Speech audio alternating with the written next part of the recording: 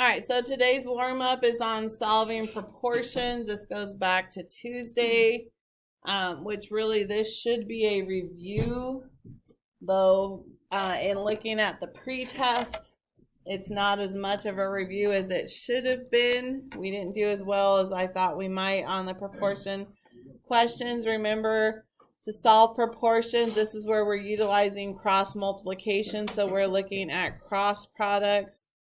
In this case, 8 and m minus 6 would be 1. So we have 8 times the quantity m minus 6 equals, and then we look at the other diagonal or cross products of 5 and m. So that equals 5 times m. You have to make sure you distribute on the left-hand side. So that 8 has to be distributed to give me 8m minus 48 equals 5m. Now you may choose to move the 8 at this point, or you may set it up differently. I'm going to choose to add the 48 to both sides so that I have 8m equals 5m plus 48. Then I'm going to subtract the 5m from both sides, so 3m equals 48. And if I divide both sides by 3, what does m equal? 16. But again, it's always, anytime you have two ratios connected by an equal sign, which makes them a proportion, we're always looking at those diagonals, or at that cross multiplication. That is what is going to help us solve that proportion. Because what we're saying is those two ratios have to be equal. All right, number 2, 10 over 4 equals the quantity x plus 7 over the quantity x plus 8. Again, looking at those diagonals, so we're going to start with 10 times the quantity x minus 8. And then look at our other diagonal, 4 times the quantity x plus 7. Now, in this case, we have two quantities, which means we have to distribute on both sides of the equal sign. So on the left, if I distribute the 10, I end up with 10x minus 80. Then distribute the 4, I get 4x plus 28.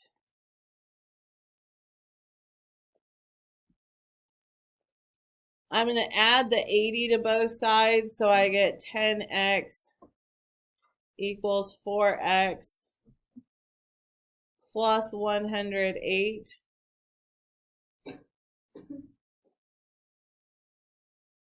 Subtract 4x from both sides, so 6x equals 108.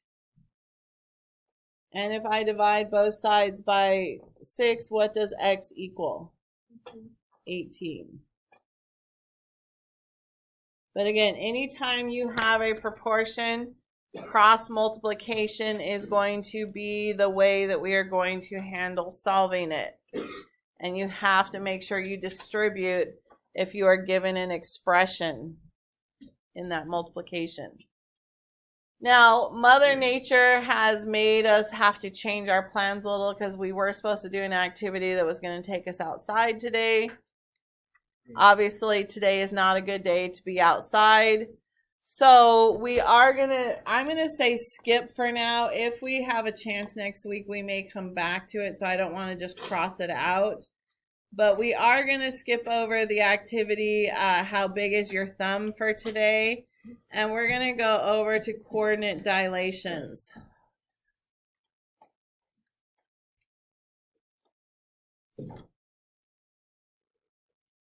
So coordinate dilations, you should be putting in today's date of 2/7, and then we should be going to page 13. All right, so we're going to look at coordinate dilations today. Now, I do have to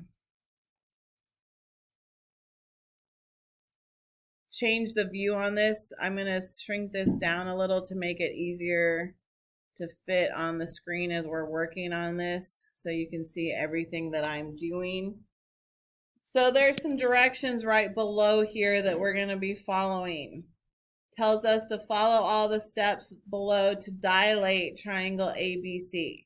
So step 1A says lightly shade triangle ABC. Whether you're doing that with a pencil, a colored pencil, but we're going to lightly shade that triangle that they give us here on the paper.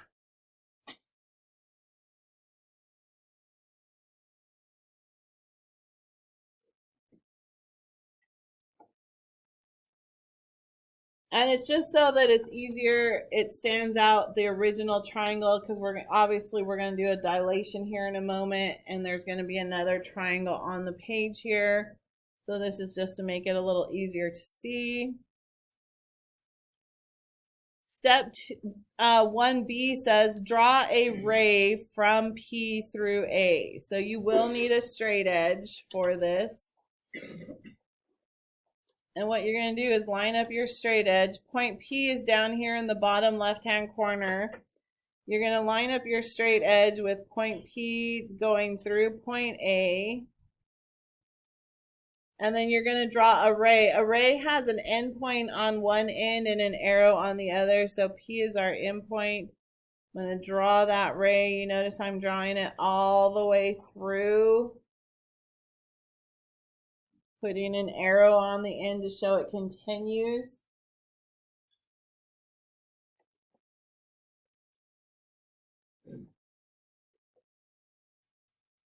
And I'm going to actually do the steps a little out of order, because we're also going to draw a ray from P through B and P through C. So that I can get my ruler off the screen, I'm going to draw all three of my rays to start with. So I'm going to do that same thing, and I'm going to line it up from P through B.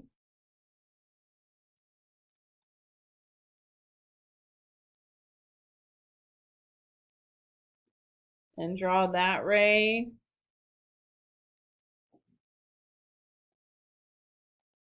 And then do the same thing for P through C.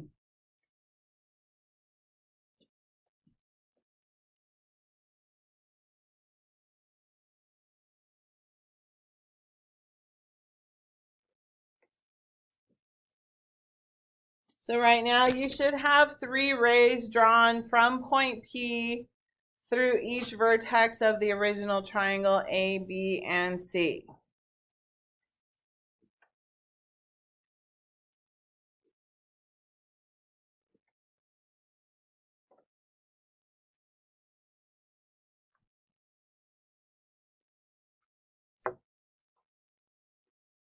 Then what they want me to do, if I go to 1C, it says count grid squares up and over to draw a new A prime on the ray that is 3 times as far from P as A is. So what they want me to do is, starting at P, I'm starting here, I have to count up and over to get to A. So from P, I go up 1 and over 3. So I'm going to continue that pattern from A 2 more times so that I can get A prime 3 times as far away. So at A, I'm going to go up 1, over 1, 2, 3. And I'm going to repeat that one more time. Up 1, 1, 2, 3. So my A prime is right here. That point is 3 times as far from P as A is. And then we're going to repeat that process for B and C. So I'm going to go back to point P. I'm going to count up 1, 2, 3, 4, over 1, 2, 3, 4, 5. So I have to go up 4 and over 5. 1, 2, 3, 4. 1, 2, 3, 4, 5. 1, 2, 3, 4. 1, 2, 3, 4, 5. So B prime ends up out here. Again, I used the idea really of slope here from P to each of these points. and I'm magnifying it. They want it 3 times as far away, so I'm having to repeat that process. And then from P to C, 1, 2, 3, 4, 5, 1, 2. So up 5 over 2. So I'm going to repeat that 2 more times. 1, 2, 3, 4, 5 over 2. 1, 2, 3, 4, 5 over 2. So C prime.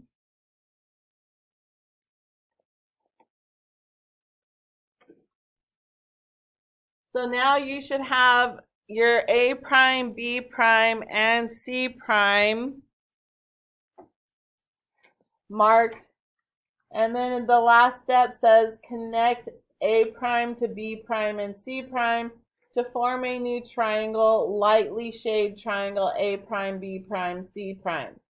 So now we're going to take our straight edge again and connect those new points that we just made in our new triangle.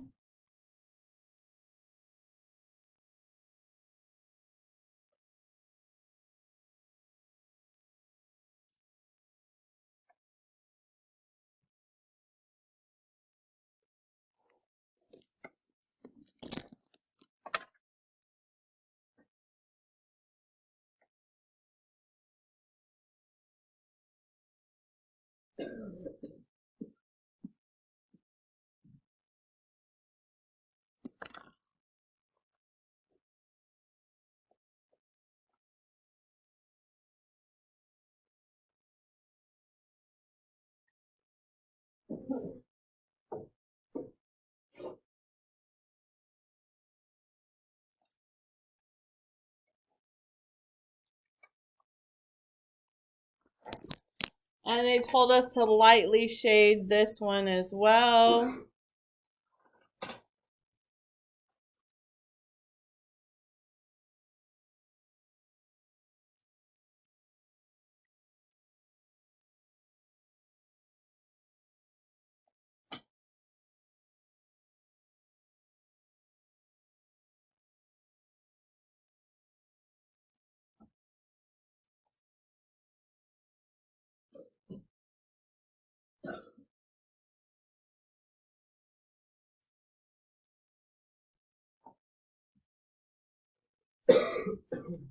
So now we have 2 triangles here. We have triangle A prime, B prime, C prime, and triangle ABC, which triangle ABC was our original, or what we call our pre-image, which would make triangle A prime, B prime, C prime our image.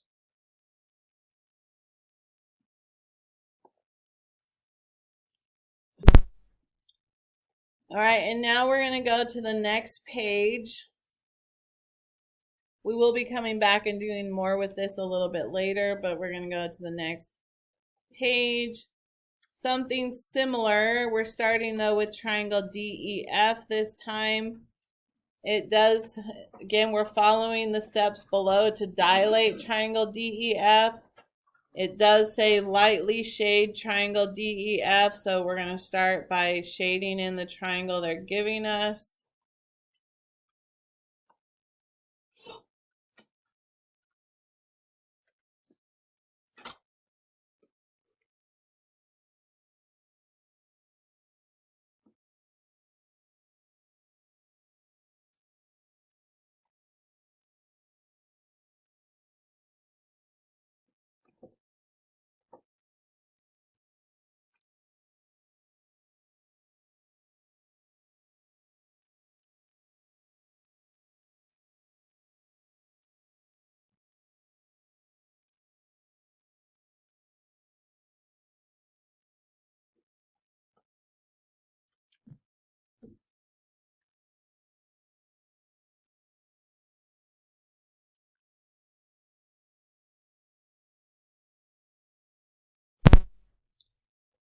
All right, now we have a point P. This time point P is in the lower right-hand corner of our grid. And again, we're going to draw rays from P through each of those vertices. So similar to what we did on the first page. I'm going to take my straight edge, So I'm going to line up P with D.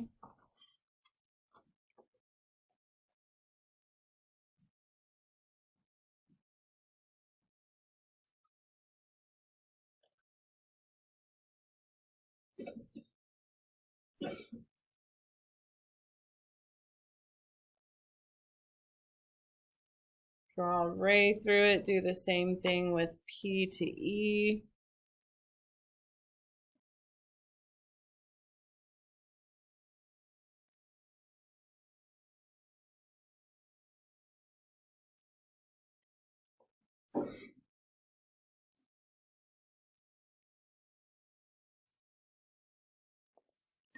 And then P to F.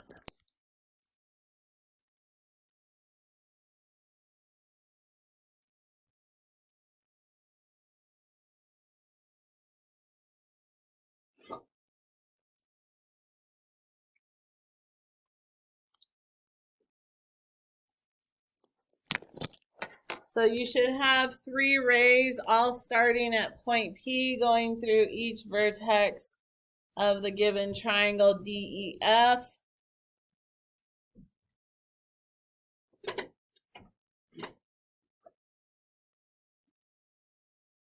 And now what they want us to do is count grid squares up and over to draw a new D prime on the ray that is half as far from P as it is to D.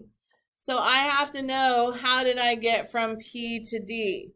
So if I start here at P, I went up 2 and then over 1, 2, 3, 4, 5, 6, 7, 8, 9, 10, 11, 12, 13, 14. So if to get from P to D, I went up 2 and over 14, what would be half of that? Up 1 over 7. So from P, I'm going to go up 1 and 7 to the left. And that's going to give me my D prime. Now I got to do the same thing from P to E. So from P, I go up 1, 2, 3, 4, 5, 6, 7, 8, 9, 10. And then I go over 1, 2, 3, 4, 5, 6, 7, 8, 9, 10. So from P to E is up 10 to the left 10. What would be half of that? 5 and 5. Up 5 to the left 5.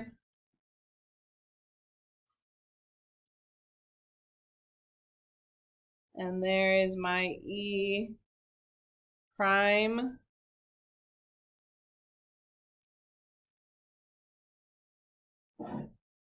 Bless you.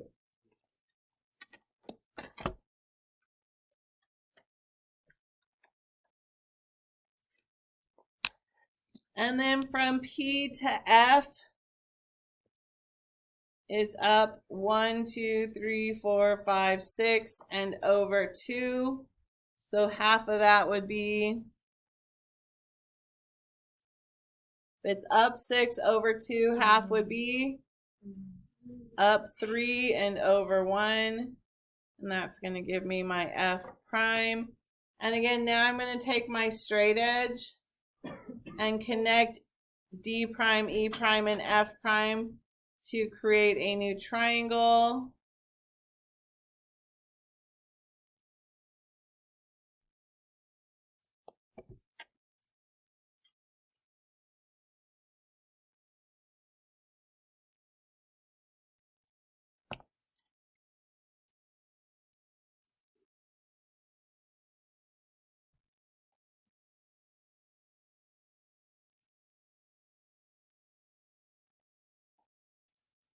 And then, yes, they want me to lightly shade that in.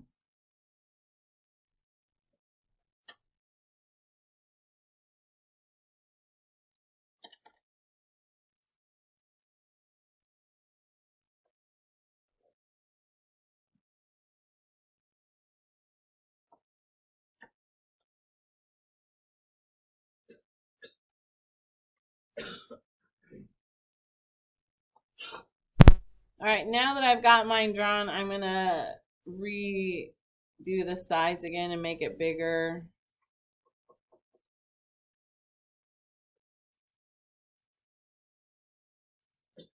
Back to what we normally do. So right below that it says you've now made 2 dilations. Describe in your own words what a dilation is. So both of what we did on the first page, from triangle ABC to triangle A prime, B prime, C prime, and on this page from triangle DEF to triangle D prime, E prime, F prime, they are both dilations. So what is it that we did here? How could we describe this in our own words?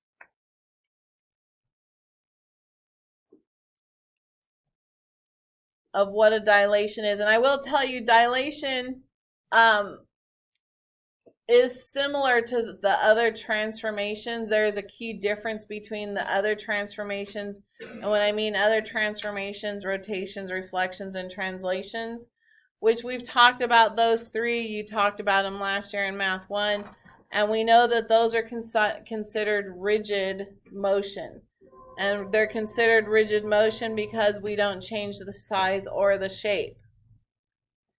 Did we change the size or the shape on these dilations? Which one did we change? The size. Did we change the shape? No, we used, and we were only looking at, I'll be honest, we were only looking at a point outside of the given triangle. It is possible to do a dilation with a point inside and with a point on, so that can change. But basically what we did here is a dilation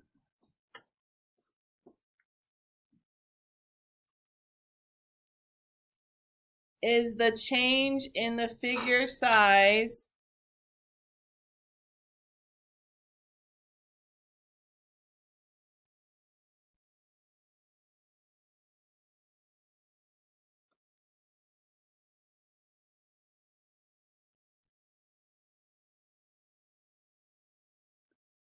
either bigger or smaller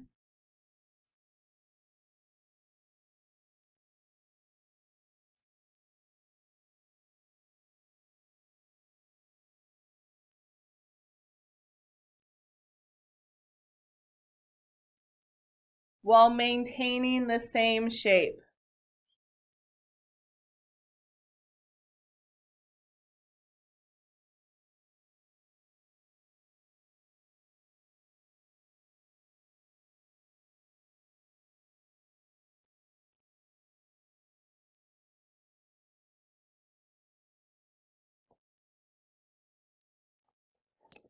Which is why a dilation a dilation is a transformation, but it is in a separate category from the rigid motion transformations, because when we reflect, translate, or rotate, we don't change the size or the shape. So this one is a transformation, but because we change the size, now it's no longer rigid motion. We are changing something about it, not just moving it somewhere else. In the first one, we made it bigger than the original, and the second one, we made it smaller than the original. Again, both examples of a dilation. And what we did, like in the one on this page, they told us we were doing a scale factor of 1/2. We made a new triangle that was half the size of the original. The scale factor was right there. If we go back to the first page, we were using a scale factor of 3. We made the image 3 times the size of the original. That's what a dilation does. It says, what 2 mathematical items define how to make a particular dilation? And somehow the 2 lines for these got at the top of the next page. So the 2 pieces of information that we need to make a dilation, we need scale factor. And again, these 2 lines are at the top of the next page. So scale factor, and we need a center point. That's what P was acting as, was our center point or our point of dilation. I need to know what point am I using to either increase the size of the original or decrease the size of the original. Obviously, I also need an original shape, but I need to know what scale factor are we going to use to dilate it, and where is my center point going to be.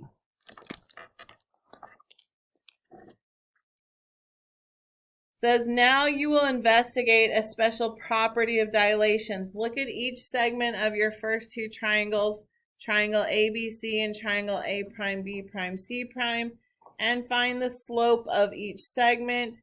Label the slope on each segment and list the slopes below also. So let's go back to our original drawing here.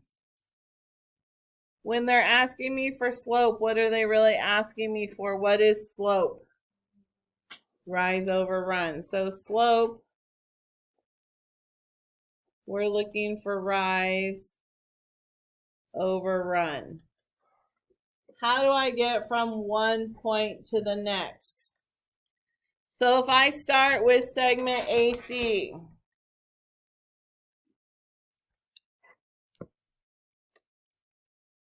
to go from C to A, how many do I go down and how many do I go to the right? I go down how many?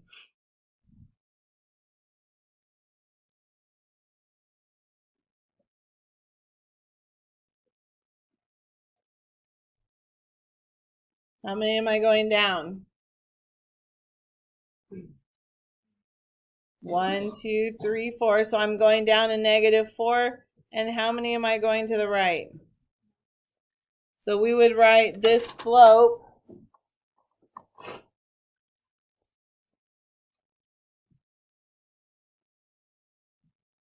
as -4 over 1.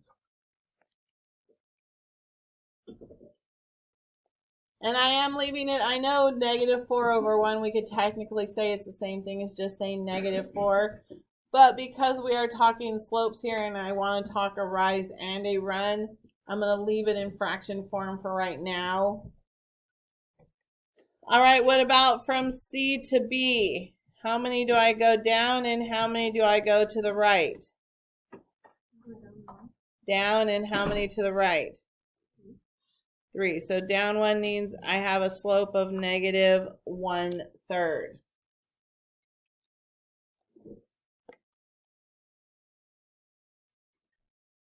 And then from A to B, how many do I go up and how many do I go to the right?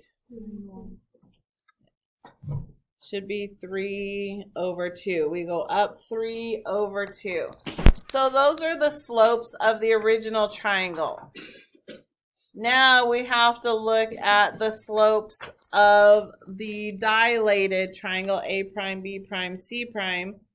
So how many do I go down to get from C prime to A prime?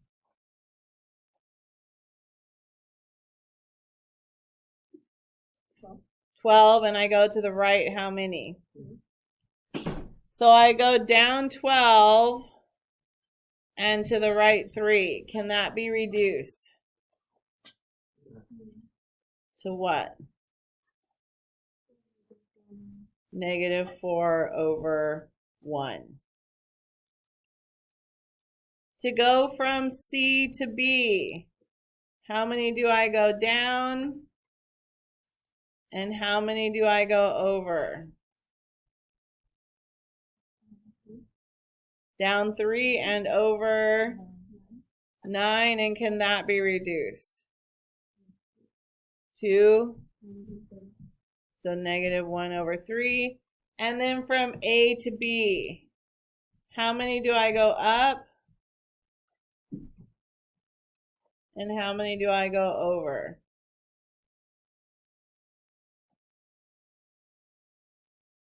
To get from A prime to B prime, how many do I go up? And how many do I go over?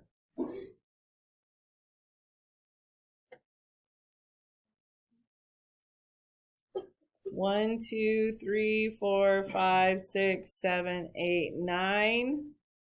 1, 2, 3, 4, 5, 6. So I go up 9 and over 6. And what does that reduce down to? 3 over 2. What do you notice about the two triangles? Yeah, here we had a slope of negative 4 over 1 for AC. A prime C prime has a slope of negative 4 over 1. BC has a slope of negative 1 over 3. Hey, B prime C prime has a slope of negative 1 over 3. And AB has a slope of 3 halves. And A prime B prime has a slope of 3 halves. All of these numbers need to get recorded back on that previous page.